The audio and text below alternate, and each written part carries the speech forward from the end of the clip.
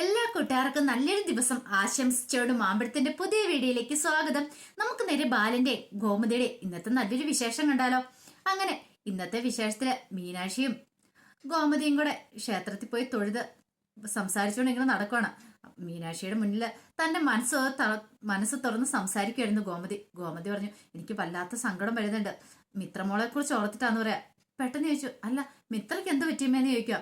ഒന്നും പറ്റിയില്ല, അവള് ആരിന്റെ പെണ്ണായിട്ട് വീട്ടിലേക്ക് കടന്നു വരണ്ടല്ലേ. ഒരു പക്ഷെങ്കില് രണ്ടു കുടുംബങ്ങളും തമ്മിൽ നല്ല സ്നേഹത്തിലായിരുന്നെങ്കില്. അതോർത്തിട്ടാണ് അമ്മ ടെൻഷൻ അടിക്കണേ. അതോർത്ത് അമ്മ വിഷമിക്കണ്ടെന്ന് പറയാ. എന്നാലും അല്ല, അമ്മ പ്രാർത്ഥിച്ചോ? അമ്മ വഴിപാടൊക്കെ നടത്തുന്നുണ്ടല്ലോ. അതെ, നമുക്ക് വേണ്ടിയിട്ടല്ലാന്ന് പറയും. പിന്നെയോ, അത് മിത്രമോൾക്ക് വേണ്ട, മിത്രയ്ക്ക് വേണ്ട. അതെ, അവളുടെ കല്യാണം അല്ലേ, നല്ല രീതിയിൽ കല്യാണം നടക്കണം. അവൾക്ക് കിട്ടാൻ പോകുന്ന പയ്യൻ നല്ലവനായിരിക്കണം, അവളെ പൊന്നുപോലെ നോക്കണം. അതൊക്കെ മനസ്സ് വിചാരിച്ച ഞാൻ അവൾക്ക് വേണ്ടിയിട്ട് വഴിപാടുകളൊക്കെ പൂജകളൊക്കെ അർപ്പിച്ചെന്ന് പറയാം. ഓഹോ, അങ്ങനെയാണല്ലേ. അങ്ങനെ അവർ ഇതിനെക്കുറിച്ച് പറഞ്ഞുകൊണ്ട് വരുന്ന സമയത്താണ് ആര്യൻ അങ്ങോട്ട് വരുന്നത്. ആര്യനെ കണ്ടതും പെട്ടെന്ന് തന്നെ മീനാക്ഷി, ഇപ്പൊ നിന്റെ കാര്യം അങ്ങോട്ട് പറഞ്ഞ് നാവിട്ടതോളെന്ന് പറയാം. എന്താ എന്നെക്കുറിച്ച് എന്താ പറഞ്ഞേ? അല്ല, നിന്നെക്കുറിച്ച് കാരണം നിന്റെ മുറപ്പെണ്ണാവളോ മിത്ര, അപ്പൊ മിത്രയുടെ കല്യാണം അവളെ നടക്കാൻ പോണേ, അപ്പൊ അതിനെക്കുറിച്ച് സംസാരിച്ചെന്ന് പറയും. ഇനി അതിനെക്കുറിച്ച് പറയാതിരിക്കുന്ന ഭേദം. എന്റെ മിത്രമല്ല അവള്, എന്റെ ശത്രുവാന്ന് പറയണ അവള്. ഇത് കേട്ടതും പറഞ്ഞു, പിന്നെ അവന്റെ ഒരു കോമഡി കണ്ടില്ലെന്ന് മീനാക്ഷി പറയാ. ഈ സമയത്ത് ഗോമതി ചോദിച്ചു, അല്ല മോനെ, നീ ഇത് എവിടെ കറങ്ങി നടക്കുമായിരുന്നു? എന്റെ അമ്മേ, ഞാൻ ഇതിലൂടെയൊക്കെ എല്ലാം കറങ്ങി നടന്ന് ഇവിടെയൊക്കെ ഒന്ന് കാണുമായിരുന്നു, ഈ പരിസരമൊക്കെ. 2 ദിവസം കൊണ്ട് ഞാൻ ഇവിടെ എല്ലാം കണ്ടു തീർത്തു പറയാ. ഉള്ള ഓടുവഴിയും കാര്യങ്ങളും എല്ലാം ഞാൻ പഠിച്ചെന്ന് പറയാ. എനിക്കിവിടെ കൂടെ ഇഷ്ടപ്പെട്ടു പോയെന്ന് പറയും.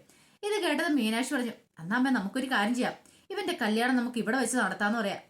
ഇവിടെ വെച്ച് നടത്താനാ? കൊള്ളാം. അതെ, ഞാൻ ഇവിടെ വെച്ചൊന്നും അല്ല കല്യാണം നടത്താൻ പോകുന്നത്, എന്റെ കല്യാണം വിദേശത്ത് വെച്ചായിരിക്കും എന്ന് പറയാം. വിദേശത്ത് വെച്ചോ? അതെ, ഞാൻ വിദേശത്ത് പോയില്ലോ, പിന്നെ അവിടെ നിന്ന് ഏതെങ്കിലും ഒരു വിദേശിനെ കിട്ടി ഞാൻ സുഖമായിട്ട് അങ്ങോട്ട് ജീവിക്കുന്നു പറയാം. നടന്നത് തന്നെ. ഈ സമയം ഗോമതി പറഞ്ഞു, അങ്ങനെയുള്ള വല്ല ബോധ്യമുണ്ട്, അതങ്ങോട്ട് മനസ്സിൽ വെച്ചാൽ മതി. നിന്റെ കല്യാണം ഞാനേ ഗുരുവായൂർ വെച്ച് നടത്താൻ ഞാൻ നേർച്ച നടന്നിട്ടുണ്ടെന്ന് പറയാം. ഈ അമ്മയുടെ ഒരു കാര്യം, അമ്മ ആരോട് ചോദിച്ചിട്ട് അങ്ങനെയൊക്കെ നേർച്ച നേരുന്നെന്ന് ചോദിക്കാം. ഈ സമയം മീനാക്ഷി ചിരിച്ചു. അങ്ങനെ നമ്മുടെ ആര്യനിട്ട് ഒരു പണി കിട്ടിയെന്ന് പറയാണ്. ഇത് കേട്ടപ്പം ആര്യം പറഞ്ഞു, പിന്നെ അങ്ങനെ പറയൊന്നും വേണ്ടെന്ന് പറയണേ. പിന്നെ ഒരു കാര്യം, അതെ, കല്യാണത്തിന്റെ കാര്യം പറഞ്ഞു വെച്ചോണ്ടേ ഇന്നോ നാളെ നീ പോയി കെട്ടിക്കളയില് കേട്ടോന്ന് പറയണം. അപ്പോഴാണ് നന്ദനൻ അങ്ങോട്ട് വരുന്നത്. നന്ദനൻ ചോദിച്ചു, എന്താ എല്ലാരും കൂടെ ഒരു തർക്കമൊക്കെ എന്ന് ചോദിക്കണേ. ഒന്നുമില്ല. മീനാക്ഷി പറഞ്ഞതേ, ഇവന്റെ കല്യാണക്കാര്യത്തെ കുറിച്ച് ഞങ്ങൾ സംസാരിച്ചേ. ഇവൻ പറയുന്നു ഇവന് വിദേശത്ത് വെച്ച് കല്യാണം നടത്തിയാൽ മതി എന്ന്. പക്ഷെ അമ്മ പറഞ്ഞു ഇവിടെ വെച്ച് നടത്തിയാൽ മതി, അമ്മ ഗുരുവായൂരപ്പന് നേർച്ച നടന്നിട്ടുണ്ടെന്ന്, ഇവന്റെ കല്യാണം ഇവിടെ വെച്ച് നടത്തണമെന്നും പറഞ്ഞുകൊണ്ട്. ഇത് കേട്ടപ്പോ നന്ദനൻ പറഞ്ഞു, അത് നല്ല കാര്യമല്ലേ, ഇവിടെ വെച്ച് തന്നെ നടക്കട്ടെ കല്യാണം എന്ന് പറയണം. പിന്നെ ഇവിടെ വെച്ച് കല്യാണം നടന്നത് തന്നെ. ഈ സമയത്ത് നന്ദനൻ പറഞ്ഞു, അതെ, ഇവിടെ വെച്ച് തന്നെ ഭയ്യയുടെ കല്യാണം നടക്കുമെന്ന് പറയാ, ഈ ഗുരുവായൂരപ്പന്റെ നടയിൽ വെച്ച്. ഓഹോ, അപ്പൊ നിങ്ങളും കാണൂല്ലോ എന്റെ കൂടെ അല്ലേന്ന് നിൽക്കണം. ഞാനുണ്ടാവും പറയാൻ പറ്റില്ല, എന്നാലും ഞാൻ ഈ പരിസരത്തൊക്കെ തന്നെ ഉണ്ടാവും എന്ന് പറയണം എന്നും പറഞ്ഞിട്ട് അവൻ പോവാണ്. എനിക്ക് അല്പം ധൃതിയുണ്ട്, കടയിലേക്ക് സ്റ്റോക്ക് വരാറായി എന്നും പറഞ്ഞ് നന്ദനൻ അങ്ങോട്ട് പോവാ. ഈ സമയം മീനാക്ഷി പറഞ്ഞു, ആളെ കൊള്ളാലോ, സൂപ്പറായല്ലോ, നല്ല സംസാരം, എല്ലാരും കയ്യിലെടുക്കാനുള്ള ഒരു പ്രത്യേക കഴിവുണ്ടെന്ന് പറയാം. ഇത് കേട്ടപ്പം ആര്യമ്മ, ശരിയാ, 2 ദിവസം ഞാൻ ഇടയ്ക്കിടയ്ക്ക് പോയി ആളോട് സംസാരിച്ചിരിക്കുന്നുണ്ടായിരുന്നു പറയാം. അല്ല ബാ, നമുക്ക് പോകാന്ന് പറയണ. വേണ്ട, നിങ്ങൾ പൊക്കോ, ഞാൻ പതുക്കെ വന്നേക്കാം, ഞാനിവിടെ കുറച്ചുകൂടെ ചുറ്റി നടക്കട്ടെ എന്നും പറഞ്ഞിട്ട് ആര്യൻ അങ്ങോട്ട് പോവാണ്. പിന്നീട് മിത്ര വല്ലാത്ത സങ്കടത്തിലാ. മിത്രയ്ക്ക് എന്ത് ചെയ്യണമെന്ന് അറിയത്തില്ല. അങ്ങനെ ഗുരുവായൂരപ്പന്റെ ഒരു വിഗ്രഹമുണ്ട്, ചെറിയ വിഗ്രഹം, അത് മുത്തശ്ശി കൊടുത്താണ്. അതും കയ്യിലെടുത്ത് പിടിച്ച് പ്രാർത്ഥിച്ചുകൊണ്ടിരിക്കുക. എന്ത് ചെയ്യണം എന്റെ ഭഗവാനെ. അപ്പോഴാണ് മിഥുന്റെ കോള് വരുന്നത്. മിഥുൻ ചോദിച്ചു, അല്ല നീ റെഡി ആയിട്ടിരിക്കുവാണെന്ന് ചോദിക്കും. എന്താ മിഥുൻ ഇപ്പൊ നീ ഇങ്ങനെ ചോദിക്കുന്നത്? അല്ല, എനിക്ക് അങ്ങോട്ട് വരാറായെന്ന് അറിയാൻ വേണ്ടിയാ. വേണ്ട വേണ്ട, ഇപ്പൊ നീ ഇങ്ങോട്ട് വരണ്ടാന്ന് പറയും. അതെ, ഇവിടെ എല്ലാരും ഉണ്ട്, എല്ലാരും ഉറങ്ങിക്കഴിഞ്ഞതിന് ശേഷം വന്നാ മതി. മിത്രയ്ക്ക് വല്ലാത്ത ടെൻഷൻ. ശരിയെന്ന് പറഞ്ഞ് മിഥു ഫോൺ വെക്കുവാണ്. ഇനി എന്ത് ചെയ്യും എന്റെ ഭഗവാനെ, അവൻ വന്നിട്ടുണ്ട്, അവൻ്റെ കൂടെ ഇറങ്ങിപ്പോണം. ചിന്തിക്കാൻ പറ്റുന്നില്ല, വല്ലാത്തൊരു വിഷമമൊക്കെ തോന്നുന്നുണ്ട്. ഈ സമയത്ത് അങ്ങോട്ട് നന്ദിത വന്നിട്ട് ചോദിച്ചു, എന്താ മോളെ നീ എന്താ ഇവിടെ ഇരിക്കണം, നീ അങ്ങോട്ട് വരണല്ലേന്ന് ചോദിക്കും. ഇങ്ങോട്ട് വന്നേന്ന് പറഞ്ഞോണ്ട് കയ്യിൽ അങ്ങോട്ട് പിടിക്കണം. അപ്പൊ രാജേശ്വരിയും കൂടെ വന്നു. അല്ല മിത്രമോൾ എന്താ ഇങ്ങനെ ഇരിക്കണേ, അങ്ങോട്ട് അവിടെ ഡാൻസും പാട്ടൊക്കെ തുടങ്ങാറായെന്ന് പറയാം. വേണ്ട, എനിക്ക് വരാൻ താല്പര്യമില്ല എന്ന് പറയണം. അത് പറഞ്ഞിട്ട് കാര്യമില്ല, താല്പര്യമില്ലെന്ന് പറഞ്ഞിട്ട് കാര്യമില്ല, അവിടെ വരണം, ഡാൻസൊക്കെ ചെയ്യണം, അതൊക്കെ നിങ്ങൾ തന്നെ ചെയ്താൽ മതി, ഞങ്ങൾ ചെയ്യൂലോ, എന്നാലും നീ അവിടെ വന്നിരിക്കണ്ടേ, അതില്ലേ എന്റെ മര്യാദ എന്ന് ചോദിക്കും. ആൾക്കാരൊക്കെ അന്വേഷിച്ചു തുടങ്ങി. ബാ മോളെ എന്ന് പറഞ്ഞ് അങ്ങോട്ട് കൂട്ടിക്കൊണ്ട് പോവാണ്. പിന്നീട് മിത്രനെ അവിടെ കൊണ്ടിരുത്തി എല്ലാവരും ചുറ്റിയൊന്നും ഭയങ്കര ഡാൻസും പാട്ടും മേളവും ഒക്കെ നടത്തിക്കൊണ്ടിരിക്കുകയാണ്. ഈ സമയത്ത് ബാലൻ ഗോമതിനെ വിളിക്കുകയാണ്. ഗോമതി, എന്താ ബാലേട്ടാ, മുമ്പ് എന്ന് വിളിച്ച് വെച്ചോളൂ, പെട്ടെന്ന് എന്താ വിളിച്ചേ? എന്തോ എനിക്ക് നിന്നെ ഒന്ന് വിളിക്കാൻ തോന്നി, അതുകൊണ്ടാ. എന്താ പറയട്ടെ പ്രശ്നം? അവിടെ അപ്പുറത്ത് ഭയങ്കര ആഘോഷമാണെന്ന് ചോദിക്കും കൃഷ്ണമംഗലത്ത്. ആ, പാട്ടൊക്കെ കേൾക്കുന്നുണ്ട്, ഇവിടം വരെ കേൾക്കാം, വലുതായിട്ട് പാട്ടൊക്കെ വെച്ചേക്കുന്നേ. അതെ, ഞാനിവിടെ അവിടെ ഉണ്ടായിരുന്നെങ്കിൽ നീ അതിനെക്കുറിച്ചൊന്നും ചിന്തിക്കണ്ട. അതേ, നീ ഗുരുവായൂരപ്പന് നടയിൽ എന്തിനു പോയതാ? പ്രാർത്ഥിക്കാൻ പോയതല്ലേ? പിന്നൊരു കാര്യമുണ്ട്, ആര്യനെന്തിയെ? ഇത് ആര്യന് അപ്പുറം മുറിയിലുണ്ടെന്ന് പറയാം. ആഹോ, അതെ, അവനോട് പറയണം നന്നായിട്ട് ഉത്സാഹിച്ച് പഠിക്കണമെന്ന്. അവൻ പഠിച്ചൊരു IAS ഒക്കെ മേടിക്കണം. എന്നിട്ട് അവന്റെ വിവാഹം ഇവിടെ അങ്ങനെ മംഗളകരമായിട്ട് വലിയ ആഘോഷത്തോടുകൂടി നമുക്ക് നടത്തണം എന്ന് പറയാം. അതെന്താ ബാലേട്ട ഇപ്പൊ അങ്ങനെ പറയാൻ കാരണം? ഇല്ല, പറഞ്ഞ അവൻ മിടുക്കനാ ബാലേട്ടാ, അവൻ നല്ലവനാ, അവന് നല്ല പഠിക്കാൻ നല്ല കഴിവും ബുദ്ധിയൊക്കെ ഉണ്ട്. അവൻ പഠിച്ച് നല്ല ജോലി വാങ്ങിച്ചോളും. വെറും ജോലി പോലെ IAS വേണമെന്ന് പറയാം, അതൊക്കെ കിട്ടിക്കോളും. ബാലേട്ടൻ ധൈര്യമായിട്ട് ഇരിക്കാൻ പറയണം.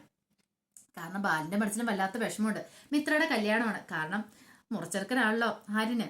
അപ്പം മിത്രനെ ഇങ്ങോട്ട് കൂട്ടിക്കൊണ്ട് വേണമെന്ന് ബാലിന് ആഗ്രഹം ഉണ്ടായിരുന്നു. രണ്ട് കുടുംബക്കാരും തമ്മിൽ നല്ല സ്വരച്ചേർച്ചയിലായിരുന്നെങ്കിൽ മിത്ര ഈ കുടുംബത്തിൽ വരേണ്ട പെൺകുട്ടിയാണല്ലോ. അപ്പൊ ബാലിന്റെ ഉള്ളിലെ വിഷമം ബാലൻ പറയാതെ അങ്ങനെ ഗോമതിയോട് പറയണം. പിന്നീട് ഗോമതി ബാലിനെ ആശ്വസിപ്പിക്കുക. അവന്റെ കാര്യമൊന്നും ഓർത്ത് ബാലേട്ടൻ വിഷമിക്കണ്ട കേട്ടോ, കല്യാണമൊക്കെ അതിന്റെ സമയത്ത് തന്നെ നടന്നോളൂ എന്ന് പറയാം. അത് പെട്ടെന്ന് കല്യാണം നടത്തുന്ന കാര്യമല്ലേ ഞാൻ പറഞ്ഞേ. അവന് ജോലിയൊക്കെ കിട്ടി കഴിഞ്ഞതിന് ശേഷം വേണം നമുക്ക് ആർഭാടമായിട്ട് നടത്തണം എന്ന് പറയാം. അതിപ്പം അവന്റെ മാത്രമല്ലോ, പിന്നെ ഉണ്ടല്ലോ ധർമ്മന, ആനന്ദൻ, എല്ലാവരും ഉണ്ടല്ലോ. ആനന്ദിന്റെ എല്ലാവരുടെയും വിവാഹം നമുക്ക് നല്ല ഗംഭീരമായിട്ട് നടത്താമെന്ന് പറയാം. എന്നാൽ ശരി, ഫോൺ വെച്ചേക്കെന്ന് പറഞ്ഞ് ഫോൺ വെക്കുവാണ്. ഈ സമയത്ത് മിഥുൻ എന്ത് ചെയ്യാണ്, അവിടെ പാട്ടും മേളവും ഒക്കെ നടക്കുന്ന സമയത്ത് ഒരു കാര്യം തീരുമാനിച്ചു. എങ്ങനെയാലും ഇവിടുന്ന് രക്ഷപ്പെട്ടേ മതിയാവുള്ളൂ. കാരണം ഇവിടെ നിന്നിട്ടുണ്ടെങ്കിൽ ഇനി അപകടമാണ്. ആ സമയത്താണ് അങ്ങോട്ട് ആനന്ദ് സിറ്റൗട്ടിലേക്ക് ഇറങ്ങി വരുന്നത്. മിഥുൻ അവിടെ ഇങ്ങനെ നിൽക്കുന്നുണ്ട്. ഒരു പന്തിയോട് വന്ന്, എടോ താൻ എന്താ അവിടെ നിൽക്കണേന്ന് ചോദിക്കുകയാണ്.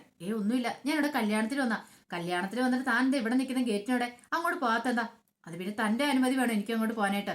ഞാൻ ഇവിടെ നിൽക്കുമോ പോകും എന്തായാലും ചെയ്യും. താൻ കൂടുതൽ ചോദ്യം ചെയ്യാൻ വരണ്ട എന്ന് പറഞ്ഞിട്ട് മിഥുൻ പതുക്കെ അവിടെ നിന്ന് കൂടെ മാറുകയാണ്. ആനന്ദിന് ചെറിയ സംശയങ്ങളൊക്കെ തോന്നി. ആൾ അത്ര വെടിപ്പല്ലാന്ന് തോന്നല്ലോ. അങ്ങനെ ഫോൺ വെച്ച് കഴിഞ്ഞപ്പോൾ ഗോമതി എന്ത് ചെയ്യാണ്, പിന്നീട് മീനാക്ഷിയോട് പറഞ്ഞത് അച്ഛനാ ഇപ്പൊ വിളിച്ചെന്ന് പറയണം. അച്ഛൻ എന്താ അമ്മ പറഞ്ഞേ? അല്ല, അച്ഛൻ പറഞ്ഞ ആര്യനെ കുറിച്ചാ. ആര്യനെ പഠിച്ചൊരു IAS കാരനാണ്, എന്നിട്ട് അവന്റെ വിവാഹം നല്ല ഗംഭീരമായിട്ട് നടത്തണം, അതിനെക്കുറിച്ചൊക്കെ പറഞ്ഞെന്ന് പറയും. ഇത് കേട്ടപ്പോൾ മീനാക്ഷി പറഞ്ഞു, ആഹാ കൊള്ളാലോ. അല്ലെങ്കിലും ആര്യം മെടുക്കനമ്മേ, അവന് ഈ പുറമെ കാണുന്ന പോലെ ഒന്നുമല്ല, അവന് നല്ല കഴിവുണ്ട്. എല്ലാവരോടും അവന് സ്നേഹവും സഹാനുഭൂതിയൊക്കെ ഉള്ളതെന്ന് പറയാം. ഇത് കേട്ട് കഴിഞ്ഞപ്പം ഗോമതി പറഞ്ഞു, ശരിയാ മോള് പറഞ്ഞ് 100% ശരിയാ. അച്ഛന് പക്ഷെ ഭയങ്കര ടെൻഷൻ ആര്യന്റെ കാര്യത്തില്. അച്ഛൻ എനിക്കറിയാം, അച്ഛൻ പാവമാ, ഈ പറയുന്ന പോലെ ഒന്നുമല്ല. ഏറ്റവും കൂടുതൽ ആര്യനെ ഇഷ്ടം, ആര്യനെ ഏറ്റവും കൂടുതൽ അടിക്കുകയൊക്കെ ചെയ്യുന്നെങ്കിലും ഏറ്റവും കൂടുതൽ ആര്യനോട് തന്നെ സ്നേഹം. അതെനിക്ക് ഈ വരുന്ന ദിവസം കൊണ്ട് തന്നെ മനസ്സിലായ കാര്യമെന്ന് പറയാം. അപ്പോഴാണ് ആര്യൻ അങ്ങോട്ട് വരുന്നത്. ആര്യൻ വന്നിട്ട് പറഞ്ഞു, എന്താ എന്നെ കുറിച്ചുള്ള സംസാരം എന്ന് പറയാം. അതെ, അച്ഛൻ നിന്നെ ഒരു IAS കാരനാക്കണമെന്ന്.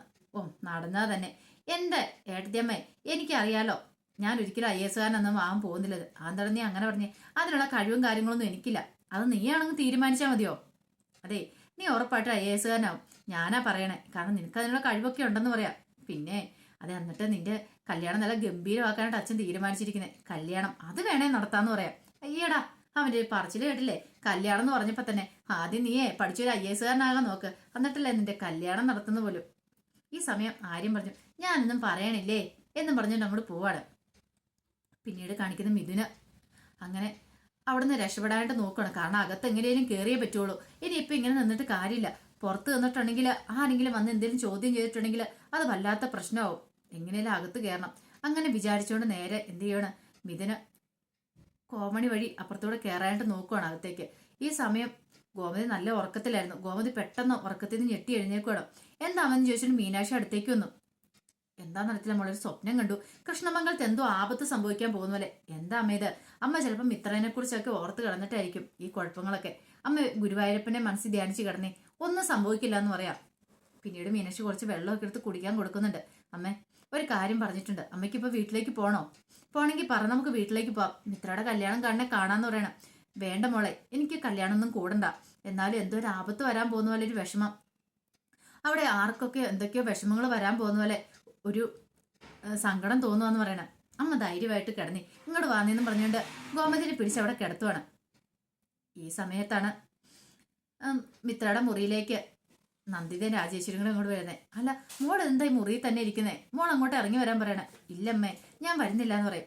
അത് പറഞ്ഞിട്ട് കാര്യമില്ല, മോൾ ഇങ്ങനെ ഇരുന്നിട്ട് കാര്യമില്ല എന്ന് പറയും. ദേ, ആകെപ്പാടെ സങ്കടപ്പെട്ട് മുഖം ഇരിക്കുവാണല്ലോ. ഈ സമയത്ത് മിത്ര പെട്ടെന്ന് അങ്ങോട്ട് കരയുവാണ്. എന്താ മോളെ, എന്ത് പറ്റി? ഈ രാജേശ്വരി കല്യാണത്തിന്റെ ടെൻഷൻ ആയിരിക്കും അവൾക്ക്. എല്ലാവർക്കും ഈ കല്യാണത്തിന് സമയമാകുമ്പത്തിന് ടെൻഷനൊക്കെ ഉണ്ടാവുമല്ലോ, അതൊക്കെ തന്നെയായിരിക്കും അവൾക്കെന്ന് പറയാം. രാജേശ്വരി പറഞ്ഞു, അതൊക്കെ ശരി തന്നെയാ. ഇതൊക്കെ ഈ വിഷമങ്ങളൊക്കെ മാറും മോളെ.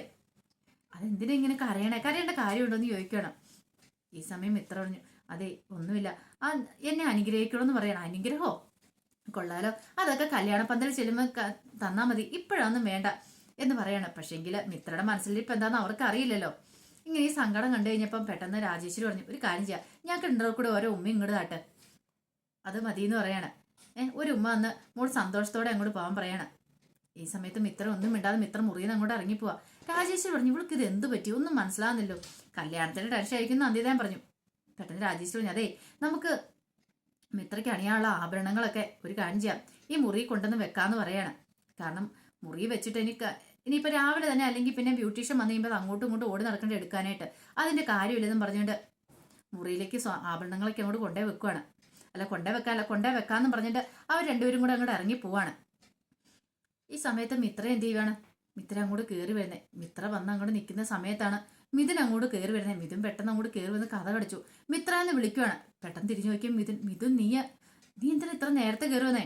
അതെ എനിക്ക് അവിടെ നിൽക്കാൻ പറ്റില്ല, ആൾക്കാരൊക്കെ അതും ചോദിച്ചു തുടങ്ങിയിട്ടുണ്ട്, അത് ഞാനിവിടെ നിൽക്കാം, എല്ലാവരും കിടക്കുന്ന സമയത്ത് നമുക്കൂടെ ഒന്ന് പുറത്തിയാടാന്ന് പറയാം. ഈ സമയത്ത് രാജേശ്വരി ഒന്ന് കഥയെ മുട്ടുന്ന, മോളെ മിത്ര നീ കഥ തുറക്കാൻ പറയണം. ദൈവമേ എന്ത് ചെയ്യും, മിഥുനെ നീ എങ്ങോട്ടെങ്കിലും മാറ്. ഇതേ ഒരു കാര്യം ഞാൻ പറഞ്ഞേക്കാം, എന്നെ ഇവിടെ നിന്നെങ്ങാനും പറഞ്ഞു വിടാൻ എന്റെ ഉദ്ദേശമെങ്കിൽ അത് നടക്കത്തില്ലെന്ന് പറയാം. മിഥുനെ അതല്ല, ദേ ഇപ്പൊ തന്നെ അപ്പച്ചി കണ്ടിട്ട് പ്രശ്നമാവും, ഒന്ന് മാറി നിൽക്കാമെന്ന് ചോദിക്കുകയാണ്. പെട്ടെന്ന് മിഥുനെ അങ്ങോട്ട് മാറ്റി നിർത്തി. ഈ സമയം രാജേശ്വരി വന്നിട്ട് പറഞ്ഞു, മോളെ ഇതേ നിനക്ക് അണിയാനുള്ള സ്വർണ്ണങ്ങൾ മുഴുവൻ ഇവിടെ ഉണ്ട്, ഇത് അലമാരിക്കകത്ത് വെച്ചേക്കാം, രാവിലെ ഇനിയിപ്പോൾ ഇത് അന്വേഷിച്ച് നടക്കണ്ടെന്ന് പറയണം. എന്നാൽ ശരി മോള് കിടന്നോന്നും പറഞ്ഞ് അങ്ങോട്ട് പോവാണ്. ഇതും കേട്ടു, കൊള്ളാം സൂപ്പറായിട്ടുണ്ട്, താൻ ഉദ്ദേശിച്ച കാര്യം ഇത് തന്നെയാണല്ലോ. ഈ സമയം മിത്ര പറഞ്ഞു, മിഥുൻ നീ എങ്ങോട്ടേലും മാറി നിൽക്കുക, എങ്ങോട്ട് മാറാനായിട്ടാ എന്ന് പറയണം. അങ്ങനെ കുറെ സമയം കഴിഞ്ഞപ്പോഴത്തേനും എല്ലാവരും ഉറക്കമായി. ഈ സമയം മിത്രയോട് മിഥുൻ പറഞ്ഞു, നിന്റെ മുഖം എന്താ വല്ലാതിരിക്കുന്നത്, നീ ഒന്ന് പോയി ഫ്രഷ് ആയിട്ട് വന്നേന്ന് പറഞ്ഞ് ബാത്റൂമിലേക്ക് കയറ്റിവിടുകയാണ്. അങ്ങനെ മിത്ര മുഖം കഴുകാൻ പോയ സമയത്ത് മിഥുൻ എന്ത് ചെയ്യാണ്, മിത്ര ഒഴുക്കി വെച്ചിരിക്കുന്ന ബാഗ് അതെടുക്കുവാണ്. അങ്ങനെ ബാഗിനകത്തേക്ക് അവിടെ നിന്ന് അലമാരിക്കകത്ത് നിരുന്ന് സ്വർണം മുഴുവൻ എടുത്ത് വെച്ചു. എന്നിട്ട് ഒന്നും അറിയത്തില്ലാത്ത മട്ട് നിൽക്കുക. പിന്നീട് മിത്ര ഇറങ്ങി വന്നപ്പോൾ ചോദിച്ചു, എല്ലാവരും ഇറങ്ങി നമുക്കെന്നാ ഇറങ്ങാന്ന് ചോദിക്കുവാണ്. ഇത് കേട്ടത് എന്ത് ചെയ്യണമെന്ന് അറിയില്ലാതെ മിത്ര നിൽക്കുകയാണ്. അപ്പൊ അതിന്റെ വിശേഷങ്ങളൊക്കെ നമ്മൾ കണ്ടേ. അപ്പൊ ഇനി ഇതിന്റെ ബാക്കി വിശേഷങ്ങളൊക്കെ നമുക്ക് എല്ലാവർക്കും കാത്തിരിക്കാം കേട്ടോ. കാരണം ഇനിയിപ്പോൾ എന്തൊക്കെ സംഭവിക്കുമെന്ന് അറിയത്തില്ല മിത്ര ഒളിച്ചോടി പോയതിന് ശേഷം. അപ്പൊ എല്ലാവർക്കും ഒരിക്കൽ കൂടി നല്ലൊരു ദിവസം ആശംസിച്ചു നിർത്തുന്ന